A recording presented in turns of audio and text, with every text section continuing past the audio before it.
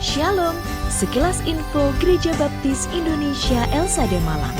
Merujuk pada keputusan pemerintah pusat tentang PPKM darurat se-Jawa Bali berkaitan dengan pelaksanaan ibadah, maka ibadah Raya Minggu Gereja Baptis Indonesia Elsade Malang akan dilakukan secara online melalui Zoom Meeting.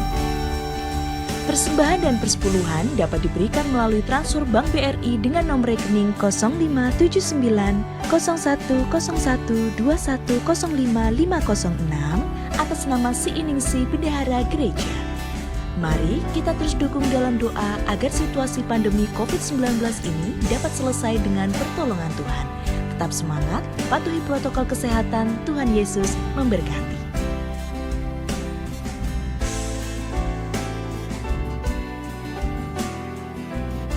Shalom saudaraku sekalian, selamat datang di Gereja Baptis Indonesia Elsade Malang. Puji nama Tuhan, kita boleh hadir bersama di minggu pertama tahun yang baru 2022. Puji nama Tuhan, kita boleh bisa bersama-sama untuk menaikkan pujian, beribadah bersama dengan saudara-saudara kita. Saya menyambut setiap jemaat undangan Tuhan yang boleh hadir pada pagi hari ini di gedung gereja. Selamat datang, selamat mempersiapkan diri untuk mengikuti ibadah. Dan saya juga menyambut setiap jemaat Tuhan yang boleh hadir melalui siaran live Zoom pada pagi hari ini di rumah Bapak Ibu Saudara masing-masing. Selamat beribadah, selamat mempersiapkan diri. Puji nama Tuhan, hari ini nanti kita akan dilayani oleh kebenaran firman Tuhan yang akan disampaikan oleh hambanya Evangelis Harvey. Puji nama Tuhan, terima kasih Bapak Harvey. Dan saat ini kita akan bersama-sama masuk ke dalam ibadah kita di hadapan Tuhan. Saya mengundang jemaat Tuhan untuk bangkit berdiri. Kita memulai di dalam doa untuk masuk menyembah Tuhan kita Yesus Kristus. Puji nama Tuhan. Haleluya. Kami mengucap syukur atas segala hal yang Tuhan percayakan di dalam kehidupan kami. Pemeliharaan-Mu yang tidak pernah berkesudahan ya Tuhan, dan selalu sempurna menyertai jalan kehidupan kami. Engkau menjadi pendamaian bagi kami dengan Allah Bapa yang ada di surga ya Yesus. Kami bersyukur kami mengenal Engkau di dalam pribadi yang hidup di dalam kehidupan kami. Terima kasih ya Tuhan untuk perlindungan-Mu dalam istirahat kami. Engkau juga mempercayakan kesehatan di dalam hidup kami ya Bapa. Kami mengucap syukur. Dan bagi setiap kami sekalian yang mungkin di rumah kami masing-masing sedang mengalami penurunan di dalam kesehatan kami ya Tuhan, kiranya Tuhan juga boleh menjamah kami. Biarlah kami tetap bisa beribadah dan memuliakan nama-Mu dengan tidak mengurangi sukacita kami ya Tuhan, karena sungguh kerinduan kami adalah datang untuk menyembah dan memuliakan nama-Mu. Ampuni kami ya Tuhan atas segala pelanggaran dan yang tidak berkenan di hadapan-Mu ya Bapa. Kami mohon ampun atas itu semua dan kami mengakui itu semua. Karena saat ini ya Tuhan, sungguh kami mau hadir dengan sepenuhnya tubuh, jiwa dan roh kami untuk datang ke hadirat-Mu, memuji dan menyembah nama-Mu ya Bapa. Kiranya Tuhan sendiri yang akan memimpin ibadah kami dari awal, pertengahan sampai dengan akhirnya. Kami serahkan semuanya ke dalam tangan kuasa-Mu ya Bapa. Hanya di dalam nama Tuhan kami Yesus Kristus kami siap untuk beribadah. Haleluya. Amin, puji nama Tuhan. Mari kita bersuka cita bersama, biarlah roh kita menyala-nyala bagi kemuliaan nama Tuhan kita Yesus Kristus.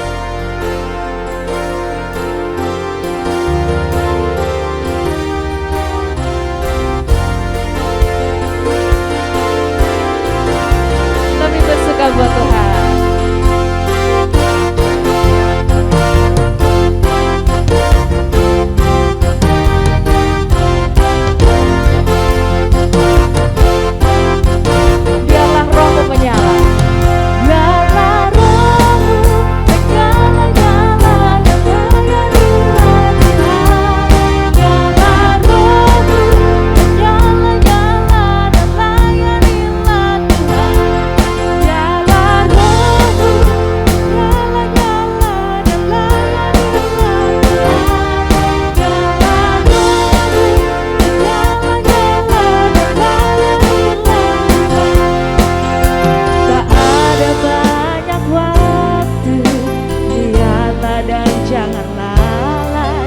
Pekerjaan besar menunggu, ladang siap dituai.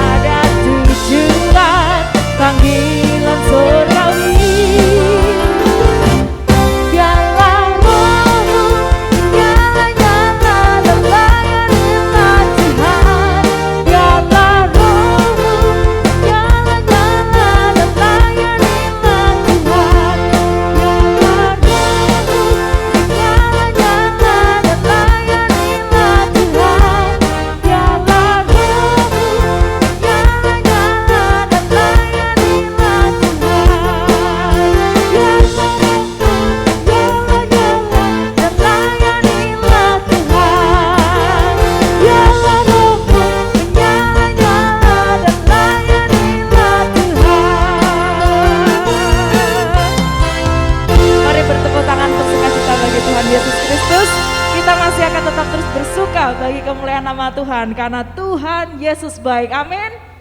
Amin. Puji Tuhan, kita lebih bersuka buat Tuhan kita.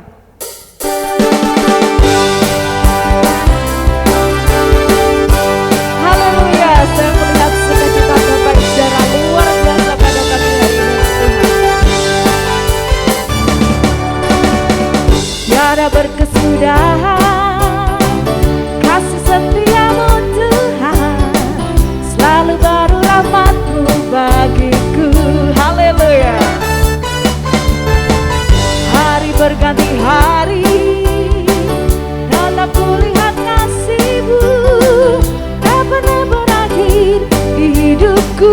Katakan dengan hatimu, Tuhan Yesus baik, sungguh amat baik, untuk selama-lamanya. Tuhan Yesus baik, Tuhan Yesus baik, Tuhan Yesus baik, sungguh amat baik, untuk selama-lamanya. Tuhan Yesus baik, Tuhan Yesus baik Bapak Saudara. Tuhan Yesus baik, sungguh amat baik, untuk selama-lamanya. Tuhan Yesus baik, Tuhan Yesus baik, Tuhan Yesus baik, sungguh amat baik, untuk selama-lamanya. Tuhan Yesus baik, untuk selamanya, untuk selama-lamanya, dari selama-lamanya sampai selama-lamanya. Tuhan Yesus baik. Haleluya, silakan duduk kembali. Puji nama Tuhan, Tuhan Yesus baik sekali di dalam kehidupan saya dan saudara. Dan saat ini mari kita kembali mendengarkan kebaikan Tuhan melalui kebenaran firman yang akan bersama-sama kita dengarkan. Kita telah mempersembahkan persembahan yang terbaik bagi kemuliaan nama Tuhan melalui ibadah kita pada pagi hari ini. Kita bersyukur kepada Tuhan dan saat ini kita juga akan menerima berkat firman Tuhan yang nantinya akan disampaikan oleh hamba-Nya Evangelis Harvey. Kita persiapkan hati dan pikiran kita. Engkau menjadi taman yang permai di dalam kehidupan kami ya Tuhan. Firman-Mu bagai aliran air di dalam kehidupan kami yang menyejukkan jiwa kami ya Bapa.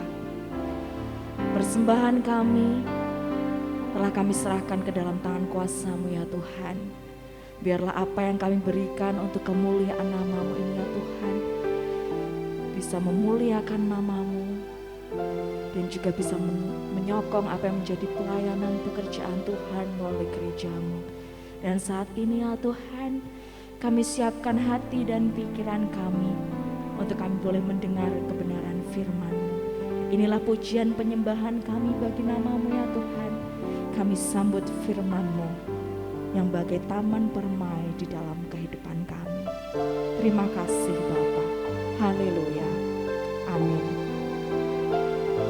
Kita pujikan bersama-sama pujian pengantar firman kita pada pagi hari ini.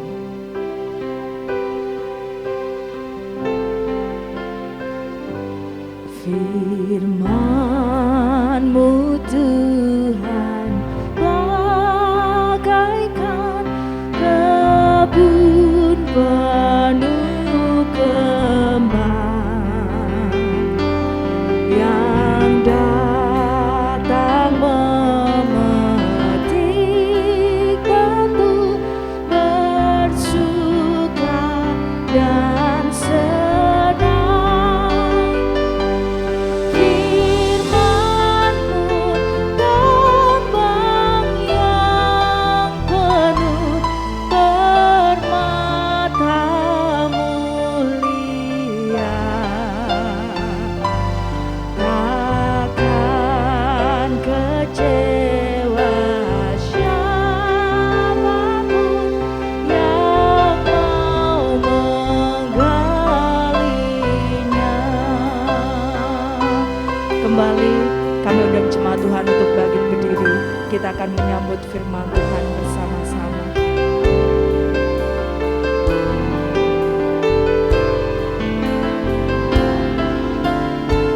Hati kami siap menerima firman-Mu ya Tuhan.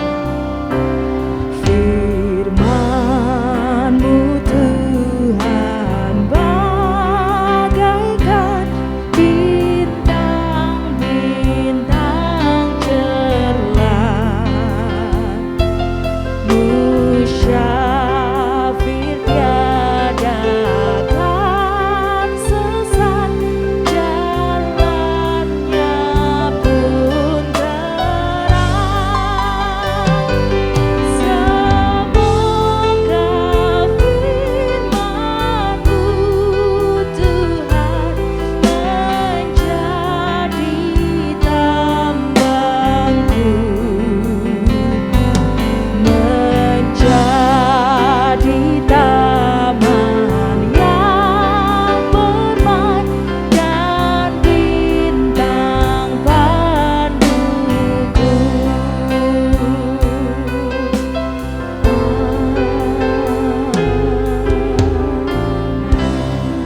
Kepada Evangelis Andre kami silakan.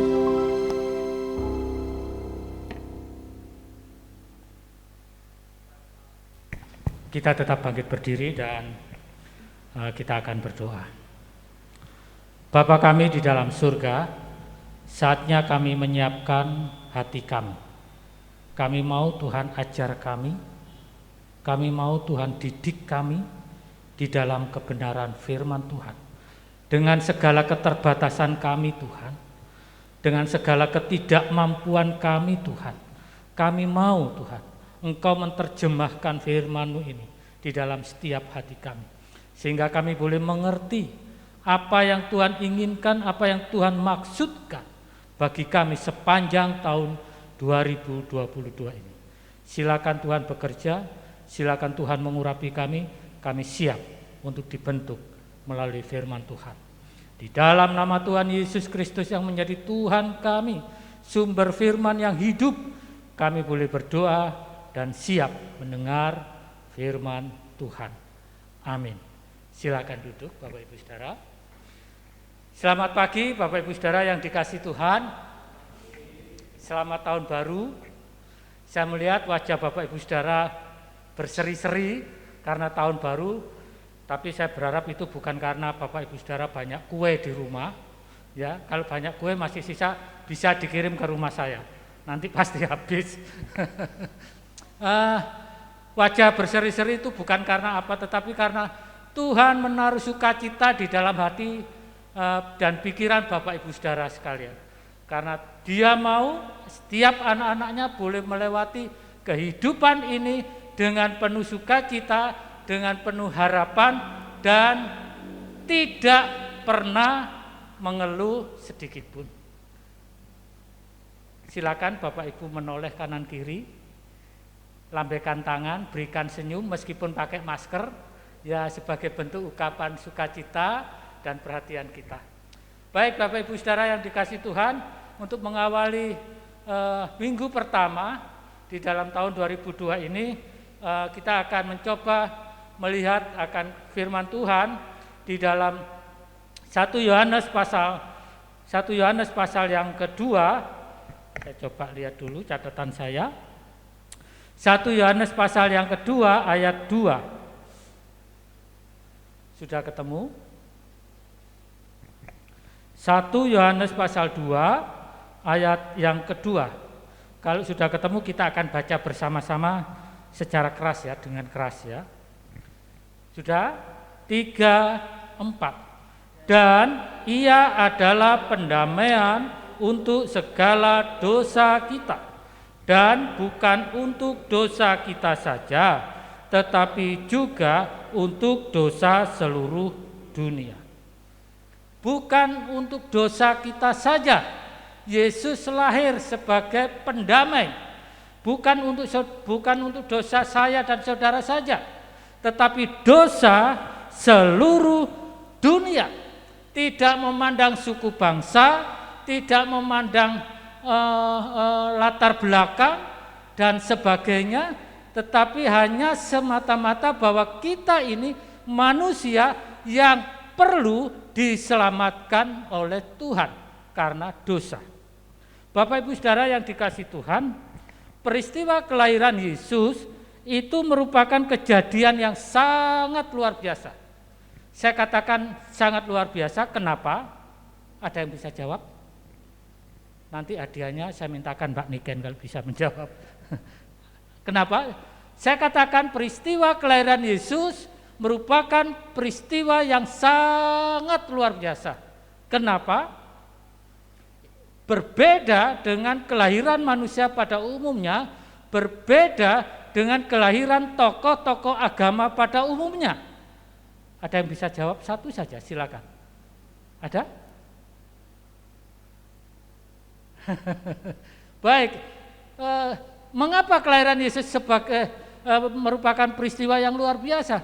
Yang pertama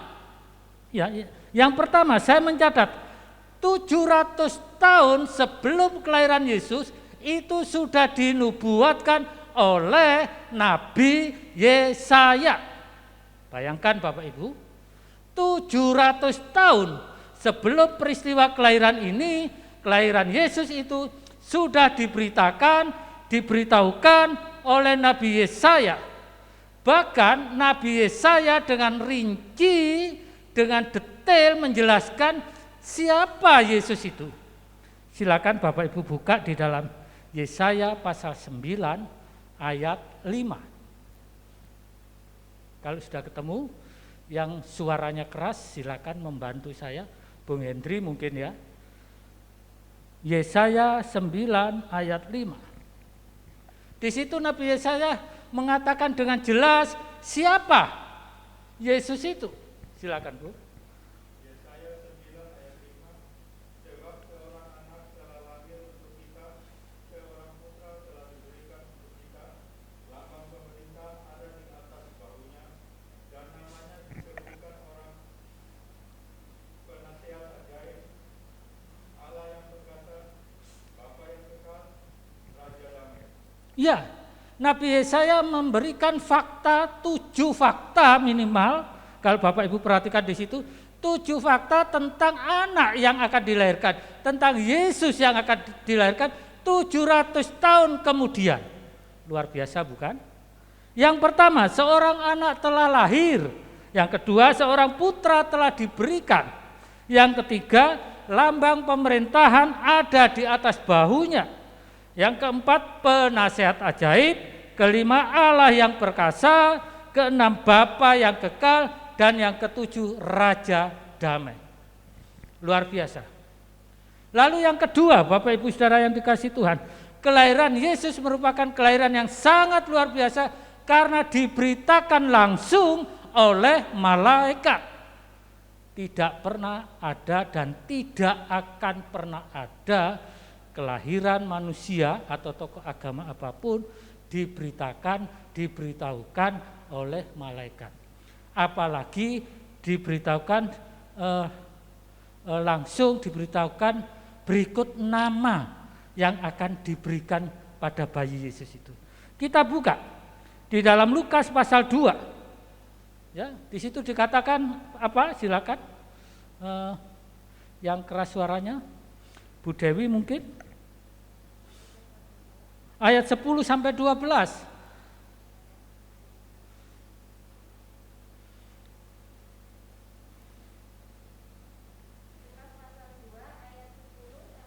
Dua belas.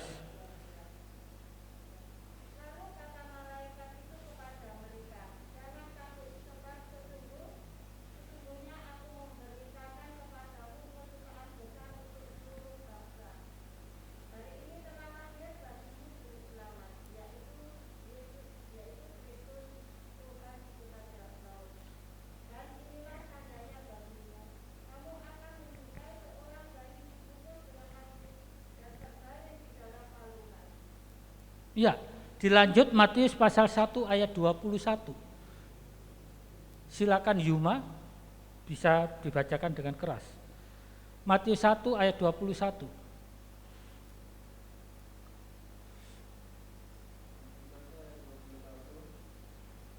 Dia akan lahir anak laki-laki dan engkau akan menamai dia Yesus, karena dialah yang akan menyelamatkan umatnya dari dosa mereka. Iya, malaikat memberitahukan kepada kita bahwa telah lahir seorang anak, Kristus. Di Matius dikatakan Yesus untuk menyelamatkan manusia. Jadi peristiwa kelahiran Yesus ini sudah merupakan satu tanda-tanda bahwa kelahirannya itu merupakan satu kelahiran yang tidak lazim, yang luar biasa. Tuhan punya rencana, Allah punya rencana di balik kelahiran Yesus Kristus itu. Ya.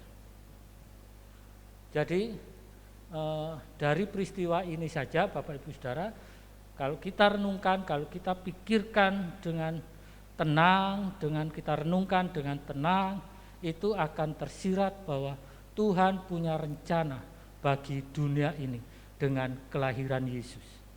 Dengan sangat jelas di situ tersirat dan tersurat bahwa Allah Bapa punya rencana yang jelas melalui kelahiran Yesus ini. Dia mau umat manusia ini diselamatkan. Ya. Melalui kelahiran Yesus ada 3 hal yang bisa saya temukan.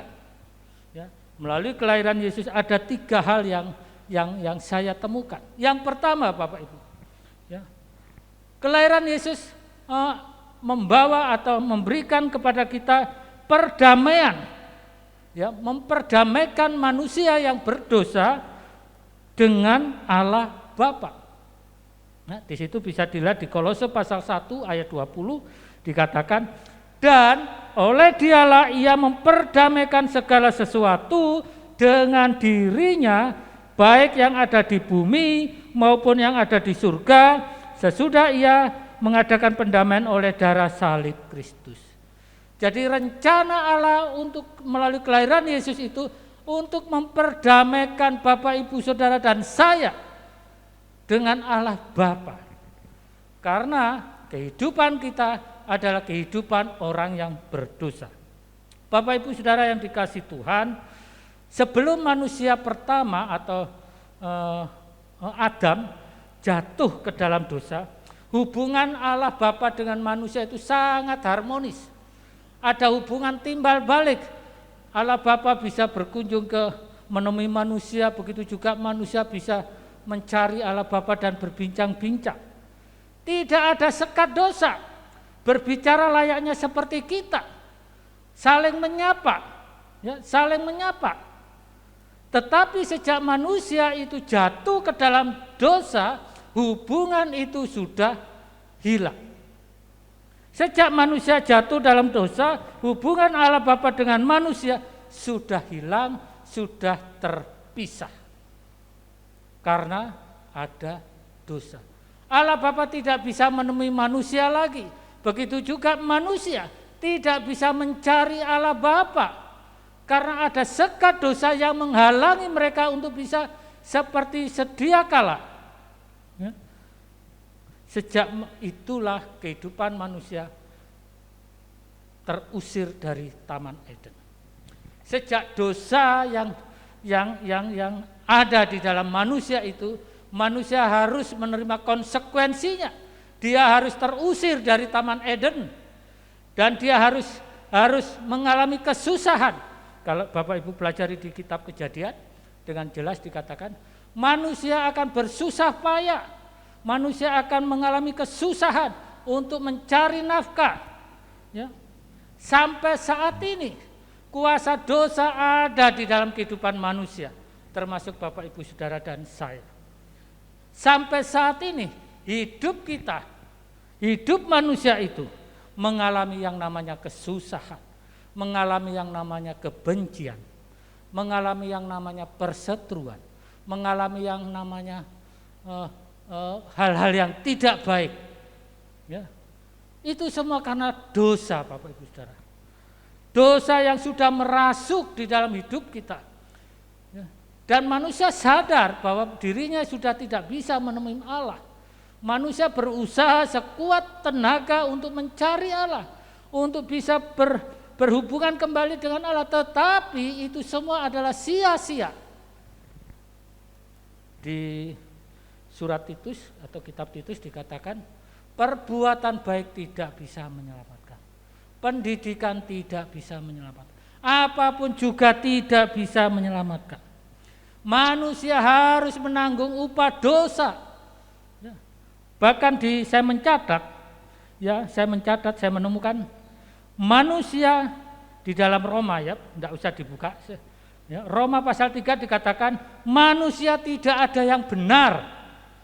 Kejadian 6 ayat 5 dikatakan hatinya selalu cenderung membuahkan kejahatan. Kejadian 8:21, jahat dari kecil. Jadi bayangkan Bapak Ibu, manusia termasuk saya, Bapak Ibu Saudara, sejak kecil itu sudah jahat. Tetapi sayangnya kejahatan kita sebagai anak kecil itu sering dianggap sebagai sesuatu yang lucu. Ya. Lalu juga saya mencatat sejak lahir pun manusia sudah menyimpang. Inilah gambaran manusia, tidak ada kebaikan di dalam hatinya. Sepanjang manusia ada di dalam kuasa dosa, manusia tetap menyandang dan harus menanggung upah dosa itu. Bapak Ibu Saudara yang dikasihi Tuhan, upah dosa itu pasti. Upah dosa itu pasti. Tidak bisa ditawar, tidak bisa dinegosiasi, tidak bisa dilobi dengan apapun juga. Ya, dikatakan di Roma, ya, upah dosa ialah maut. Tetapi ya, Bapak Ibu Saudara dan saya harus menerima konsekuensi daripada dosa, kuasa dosa yang ada di dalam kehidupan kita. Ya. Sepanjang dosa itu tidak diselesaikan, tidak akan pernah kita bisa lepas daripada dosa. Sepanjang dosa itu tidak ada yang membayarnya, yang menanggungnya, tidak akan, sejak itu juga kita tidak akan pernah lepas daripada dosa. Apapun caranya. Gambaran dosa saya seperti ini, ya. Bapak Ibu Saudara, beberapa tahun yang lalu kalau Bapak Ibu Saudara suka membaca berita-berita, beberapa tahun lalu ini cerita-cerita beneran, ya. Beberapa tahun yang lalu itu ada seorang tokoh yang sangat terkenal di Indonesia. Tertangkap tangan karena kasus korupsi. Ya, kasus korupsi. Lalu ditentukan persidangannya tanggal sekian, bulan sekian, tahun sekian.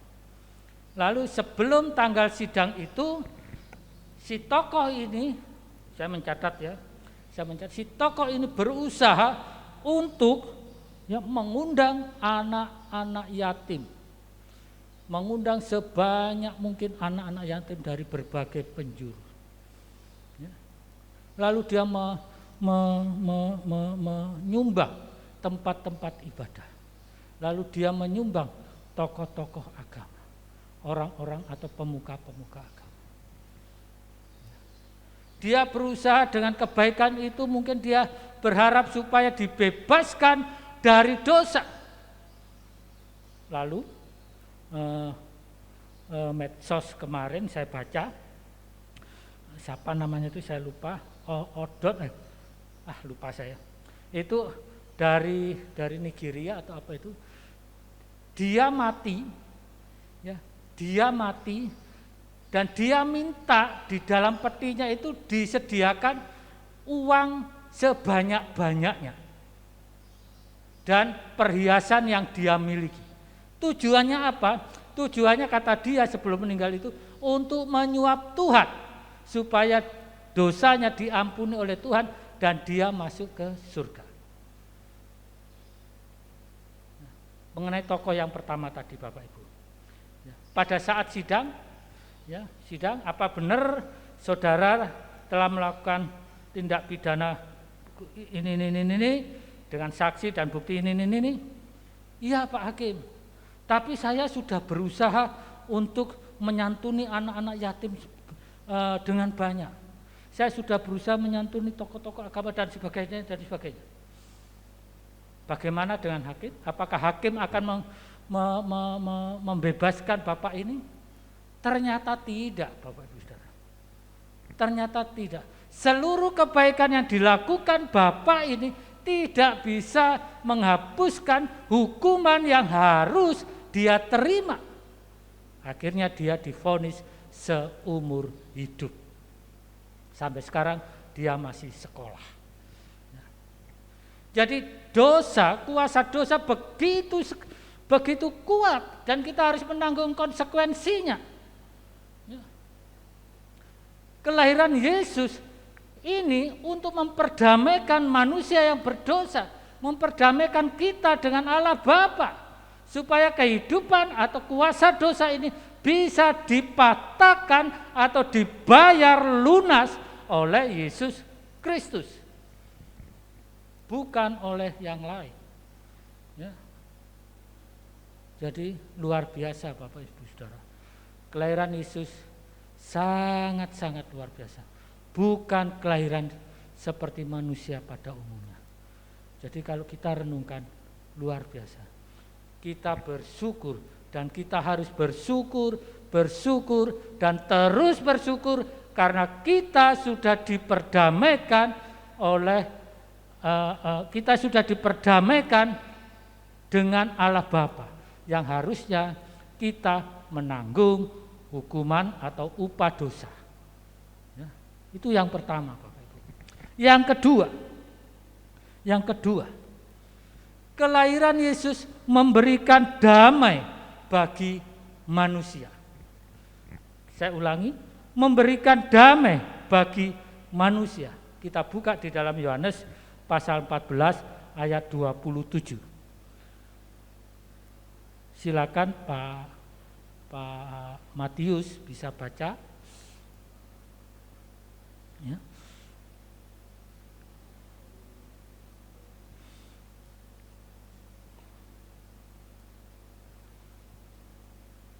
Yohanes 14 ayat 27, silakan Pak Matius dengan keras.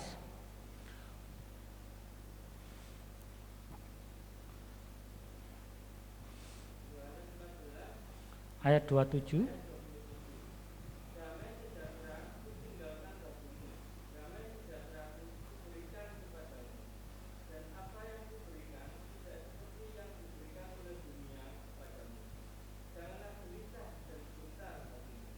Ya, kelahiran Yesus memberikan damai sejahtera bagi manusia, bagi saudara dan saya. Dikatakan di dalam kitab Yohanes, damai sejahtera ku tinggalkan bagimu, damai sejahtera ku berikan kepadamu, dan apa yang ku beri tidak seperti yang diberikan dunia kepadamu. Janganlah takut dan gentar hatimu. Damai sejahtera yang diberikan Allah Bapa kepada kita melalui kelahiran Yesus itu berbeda sama sekali dengan damai yang diberikan dunia kepada manusia, kepada kita. Saya mencatat, saya menemukan bahwa damai itu bukan rasa aman. Damai bukan rasa aman. Artinya begini, ketika kita merasa aman, tinggal di rumah yang ada penjaganya dan dikelilingi pagar yang tinggi, belum tentu kita merasa aman. Ya. Justru rasa aman itu dikaitkan karena kita takut rumah kita dimasuki pencuri atau perampok. Betul ya? Damai itu tidak sama dengan bukan keamanan, bukan rasa aman. Itu yang pertama. Lalu yang kedua, damai bukan kebahagiaan. Saya mencatat di sini, bahagia kadang identik dengan kesenangan.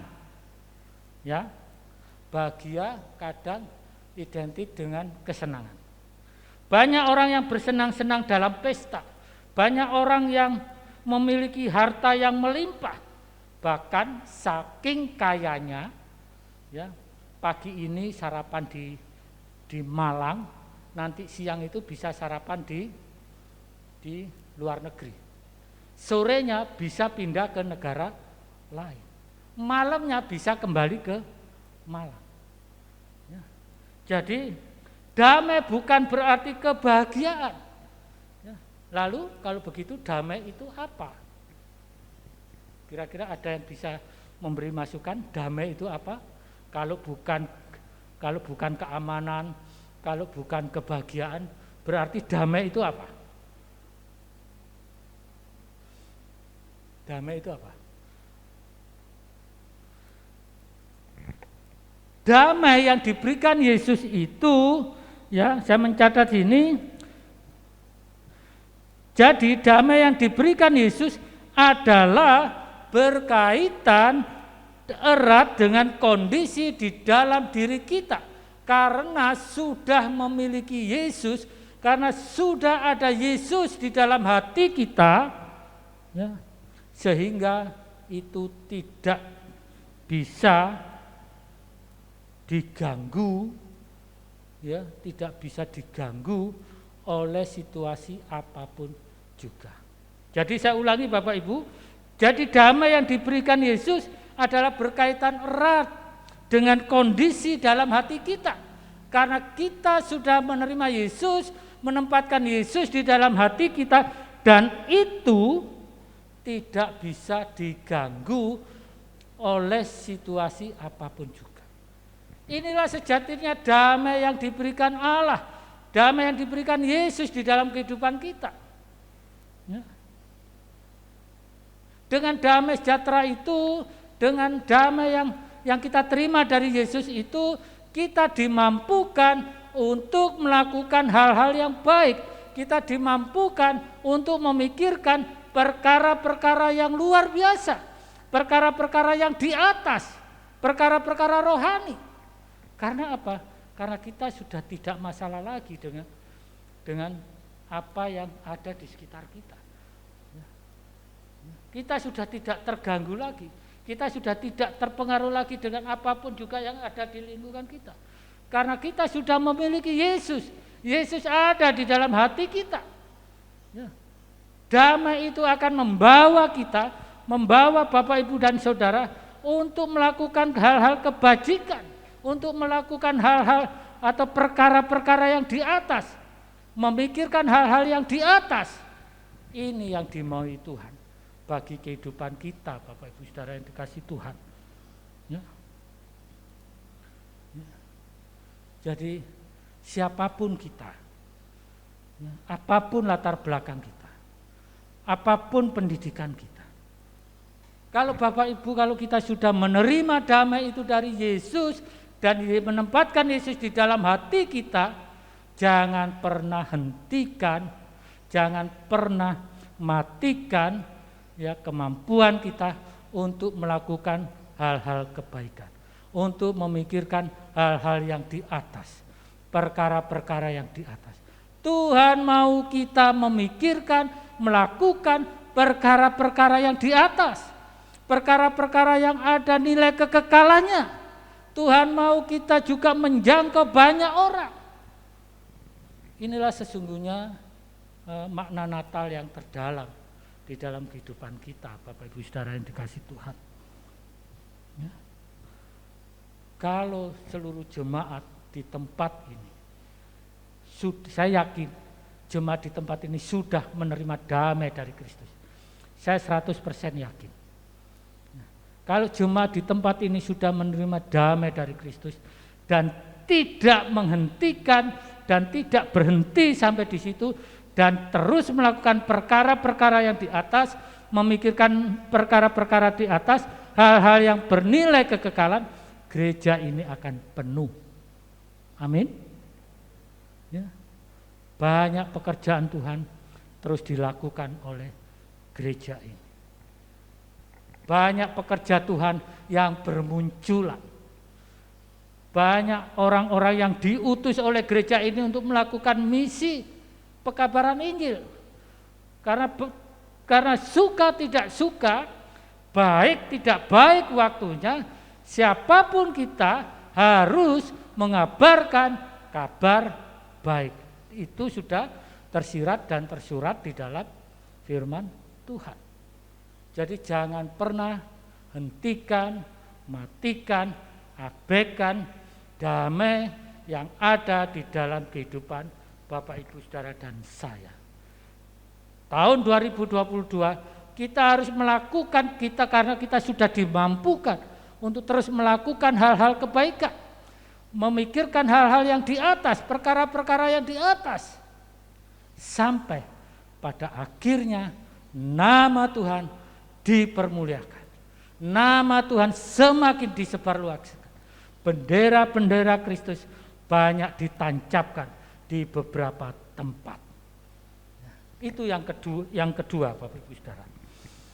Lalu yang ketiga Bapak Ibu Saudara, saya menemukan bahwa kelahiran Yesus itu membawa kita untuk hidup di dalam kepastian. Maksudnya apa ini? Membawa kita untuk hidup di dalam kepastian. Tetapi bukan berarti bahwa ikut Yesus itu pasti senang, betul? Bahwa ikut Yesus itu pasti susah. Bukan berarti seperti itu. Ya, yang dimaksud hidup di dalam kepastian, ya, bahwa Bapak, Ibu, Saudara, dan saya itu hidup di dalam kepastian kebenaran firman Tuhan. Dan ini seringkali kita abaikan meskipun kita tidak bermaksud. Ya, seringkali kita abaikan meskipun kita tidak semata-mata. Gitu. Kelahiran Yesus membawa kita kepada hidup di dalam kepastian kebenaran firman Tuhan. Bapak, Ibu, Saudara yang dikasihi Tuhan, firman Tuhan ini, siapa yang bawa Alkitab dalam ibadah ini? Dari sekian banyak, ada apa semua bawa Alkitab? Enggak ya, bawa HP suci. Ya, enggak apa-apa lah ya. Firman Tuhan merupakan otoritas dan sekaligus standar hidup bagi orang percaya. Otoritas dan standar hidup bagi Bapak, Ibu, Saudara, dan saya. Di dalam firman Tuhan ini terdapat banyak sekali ayat yang mengandung hukum, yang mengandung janji, dan lain-lain. Dan itu semua ditulis mempunyai arti secara pasti. Ya. Kalau Alkitab menulis tentang hukum, itu ditulisnya dengan pasti. Maksudnya begini Bapak Ibu. Di dalam Alkitab kalau berbicara hukum itu tidak pernah yang namanya abu-abu. Tidak pernah yang namanya bisa dilobi, bisa dinegosiasikan. Kalau kita berbohong, ya dosa.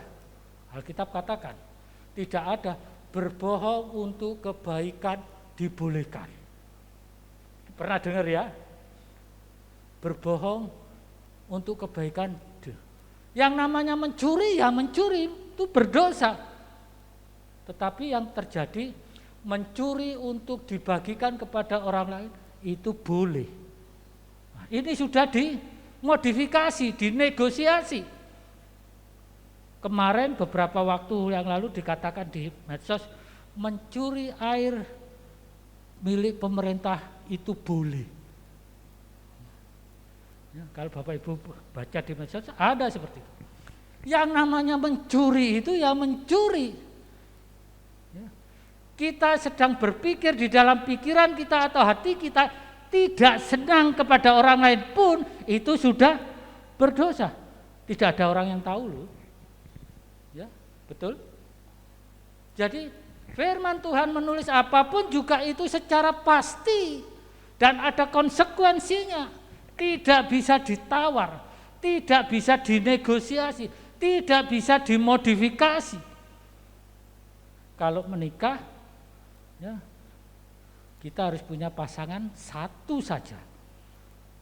Tidak bisa dimodifikasi. Ya, untuk membantu pemerintah 2 bolehlah, atau 3 bolehlah, maksimal 4 bolehlah gitu ya. Tidak bisa. Firman Tuhan katakan satu ya satu. Ada kepastian di situ, ada konsekuensi di situ. Kalau ingin dosamu diampuni, hanya satu cara, yaitu percaya Yesus, menerima Yesus sebagai Tuhan dan Juru Selamat. Tidak ada yang lain. Menyembah patung, menyembah pohon, menyembah pusaka, menyembah batu, tidak bisa. Kalau mau dosamu diampuni, kalau kamu mau masuk surga, percaya Yesus, terima Yesus sebagai Tuhan dan Juru Selamat, dosamu akan diampuni. Tuhan sudah katakan itu. Dan itu harga mati, Bapak Ibu. Itu harga mati, tidak bisa ditawar. Ya, tidak bisa ditawar. Ya, anak-anak muda juga begitu. Anak-anak muda kalau mencari pasangan harus seiman, harus sepadan. Dikatakan di dalam firman Tuhan dikatakan seperti itu. Ya. Dan itu tidak bisa ditawar. Nantilah siapa tahu nanti bisa seiman di jalan. Iya kalau bisa, kalau enggak, kalau sudah terlanjur menikah gimana? Kalau sudah terlanjur punya anak gimana? Ya. Firman Tuhan mengandung kepastian. Tidak bisa, sekali lagi, tidak bisa ditawar, tidak bisa dinegosiasi, tidak bisa dimodifikasi sesuai harapan kita. A yo A, merah yo merah, hitam yo hitam. Itulah firman Tuhan. Begitu juga sebaliknya Bapak Ibu. Kalau firman Tuhan mencatat tentang janji firman Tuhan, janji yang dikatakan Tuhan kepada umatnya termasuk kepada Bapak Ibu Saudara dan saya, janji itu akan digenapi. Kita hidup di dalam kepastian. Tidak pernah dan tidak akan pernah Tuhan berjanji lalu Tuhan lupa. Tidak akan pernah. Kalau kita lupa, iya, betul. Kalau kita lupa, belenjani janji, iya.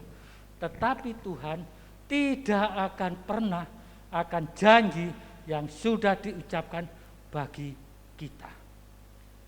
Apapun yang dijanjikan Tuhan di dalam kebenaran firman-Nya ini, itu akan digenapi untuk kita, untuk Bapak Ibu Saudara dan saya. Tetapi kita harus melakukan apa yang dimaui Tuhan. Bukan dengan seenaknya, Tuhan aku klaim janjimu, aku percaya engkau akan memberkatiku menjadi orang kaya. Tetapi kita tidak pernah ibadah, kita tidak pernah melayani, kita tidak pernah bersekutu dengan saudara seiman. Bagaimana? Enggak, bukan seperti itu. Kalau Tuhan katakan hidupmu akan diberkati, ya kita harus bekerja, kita harus sekolah, kita harus melakukan hal-hal yang apa yang dimaui Tuhan. Bukan ongkang-ongkang kaki dan kipas-kipas ini Tuhan turun menurunkan berkat bagi, enggak akan pernah bisa. Ya. Jadi seperti itu Bapak Ibu Saudara yang dikasihi Tuhan. Di dalam firman Tuhan ini, di dalam Lukas pasal 2, lalu di dalam, saya coba ayat lain saja, Yesaya 44, minta tolong dibuka, Yesaya 44 ayat 2. Bu Evi tolong bacakan yang keras.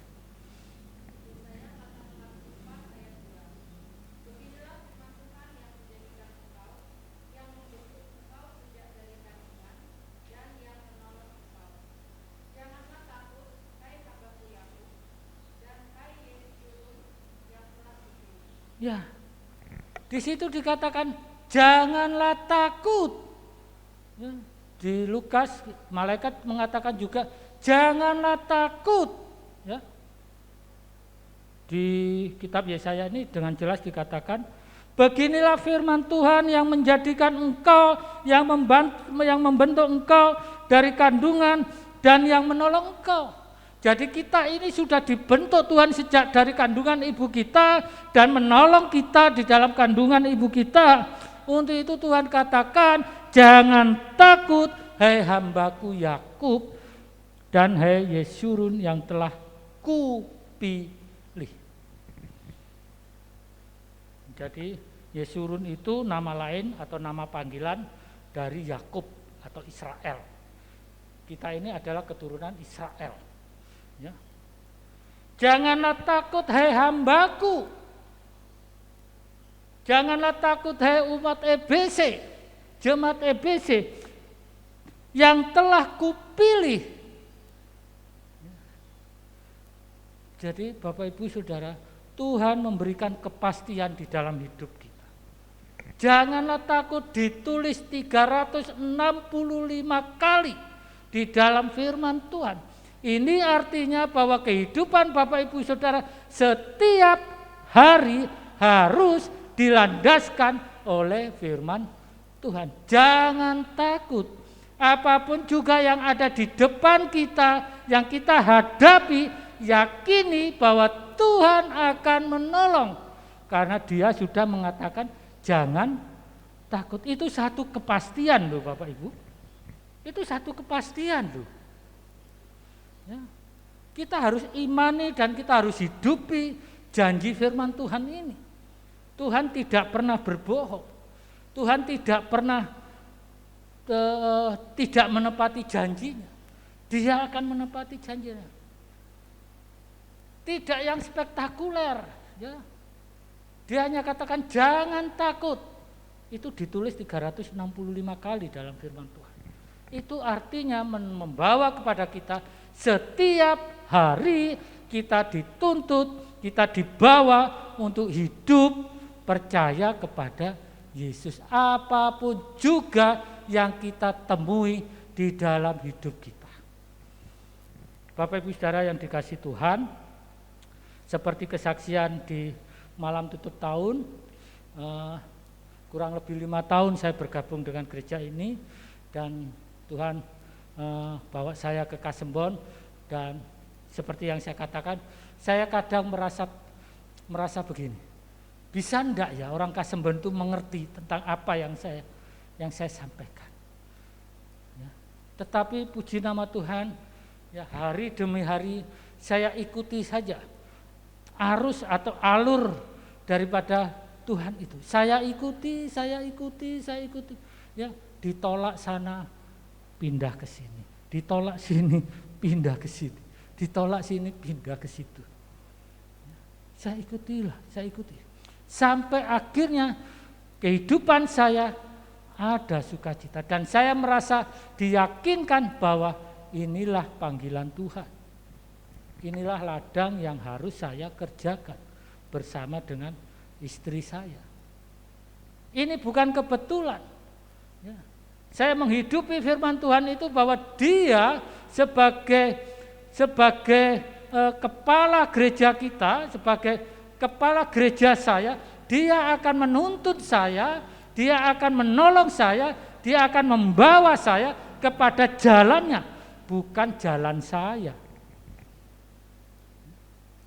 Ajaib Bapak Ibu Saudara selama saya di Kasembon. Ya, selama saya di Kasembon ajaib. Hal-hal kecil itu menandakan itu penyertaan Tuhan nyata. Ya. Ibadah di sini sudah merintis anak-anak yang datang itu cukup banyak sampai kewalahan, ya, ditolak. Pindah lagi di sini, cukup banyak, ditolak. Pindah lagi di sini, ditolak sampai akhirnya di tempat sekarang ini. Puji nama Tuhan, itu semua pekerjaan Tuhan, itu semua kuasa Tuhan yang menolong saya, bukan semata-mata kekuatan saya. Saya ini sama istri apa? Ya, saya tidak pendidikan seminar, saya hanya orang awam saja. Tetapi kami berusaha untuk menikmati apa yang Tuhan berikan bagi saya dan istri. Jadi sekali lagi Bapak Ibu Saudara, tahun 2022 seluruh jemaat EBC harus menghidupi janji firman Tuhan, jangan takut. Masih ada 364 hari lagi yang harus kita lewati.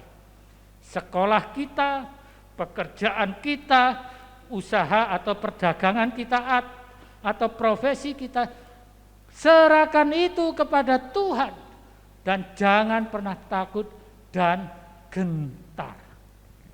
Karena apa? Tuhan sudah berjanji. Sekali lagi, Tuhan sudah berjanji, jangan takut. Mari kita berdoa. Kita akan bangkit berdiri dan kita akan mengucap syukur bersama-sama. Bapa di dalam surga, terima kasih Tuhan untuk firman-Mu siang ini. Terima kasih untuk ajaran-Mu siang ini Tuhan. Kami mohon Tuhan, Engkau terus membawa kami kepada satu pengertian, supaya kami boleh melewati setiap langkah hidup kami hari demi hari bersama dengan Tuhan. Karena Engkau sudah berjanji, jangan takut. Kuatkan dan teguhkan hati kami dan iman kami. Kami berdoa untuk jemaat-Mu di tempat ini Tuhan. Engkau tutup bungkus jemaat-Mu di tempat ini dengan damai sejahtera daripada Tuhan. Dan Engkau memampukan seluruh jemaat di tempat ini untuk terus memikirkan perkara-perkara yang di atas, untuk melakukan perkara-perkara yang di atas, yang pada akhirnya nama Tuhan dipermuliakan. Berkati seluruh jemaat. Jangan ada yang ketinggalan Tuhan. Berapapun umur kami, apapun profesi kami, apapun pendidikan pekerjaan kami mau dipakai oleh Tuhan. Terima kasih Tuhan Yesus. Engkau baik dan sungguh amat baik. Engkau baik dan sungguh amat baik. Janji-Mu, ya dan amin. Ampunilah akan dosa kami Tuhan. Ampunilah akan ketidaklayakan kami sepanjang tahun 2021. Ampunilah kami kalau kami tidak bisa menangkap visi Tuhan untuk bisa kami lakukan. Tetapi Tuhan, biarlah Tuhan, melalui firman-Mu pagi ini, kami boleh diberi pencerahan baru oleh Tuhan.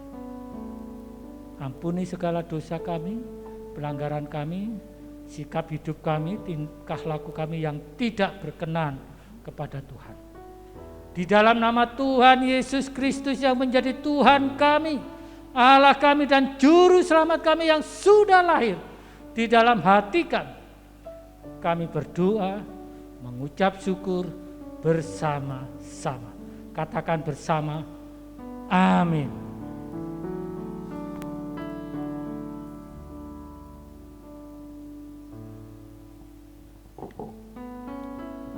Kita akan meresponi kebenaran firman Tuhan yang telah kita terima. Kita naikkan nyanyian pujian kita pada pagi hari ini. Kita sembah Dia. Kita bersyukur kepadanya yang telah memberikan firman-Nya kepada kita.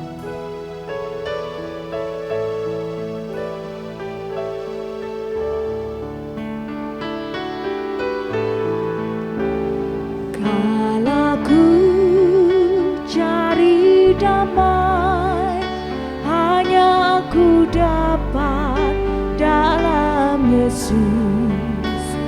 Kala ku cari ketenangan, hanya ku temui di dalam Yesus. Tak satu pun dapat menghiburku, tak seorang pun dapat menolongku. Hanya Yesus jawaban hidupku.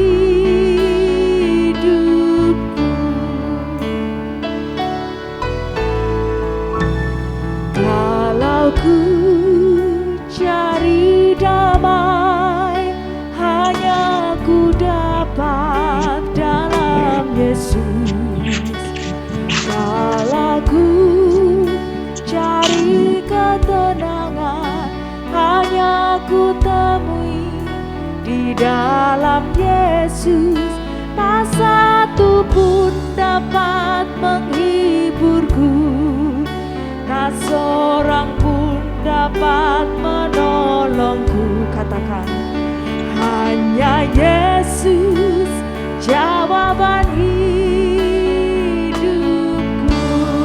Bersama Dia, bersama Dia hatiku damai, walau dalam lembah kekelaman.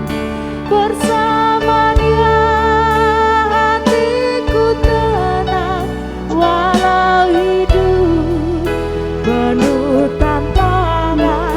Tak satu pun dapat menghiburku, tak satu pun dapat menolongku. Hanya Yesus jawaban hidupku. Bersama Dia, bersama Dia hatiku damai, walau dalam lembah kekelaman. Bersama Dia hatiku tenang, walau hidup penuh tantangan. Tak satu pun dapat menghiburku, tak seorang pun dapat menolongku. Hanya Yesus jawaban hidupku. Hanya Yesus, hanya Yesus jawaban hidupku.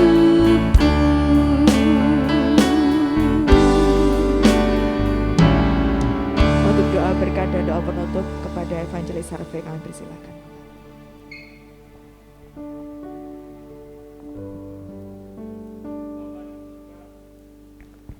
Bapa di surga, saatnya Tuhan kami akan meninggalkan tempat ini. Kami akan kembali ke aktivitas kami masing-masing dimanapun Tuhan tempatkan kami. Kami mau Tuhan, hidup kami tetap memancarkan kasih Kristus di mana kami berada. Untuk itu Tuhan, berkatilah kehidupan jemaat-Mu di tempat ini. Berkati pekerjaan jemaat-Mu di tempat ini. Berkati akan usaha jemaat-Mu di tempat ini. Berkati akan sekolah kuliah jemaat-Mu di tempat ini. Berkati keluarga masing-masing jemaat-Mu di tempat ini. Anak cucu menantu Tuhan berkati. Berkati juga apapun yang mereka usahakan, semuanya Tuhan. Biarkan damai sejahtera dan berkat itu menyertai jemaat di tempat ini. Terpujilah nama Tuhan dari sekarang sampai selama-lamanya. Di dalam nama Allah Bapa, Allah Anak dan Allah Roh Kudus, kami berdoa dan sudah diberkati Tuhan saat ini. Amin.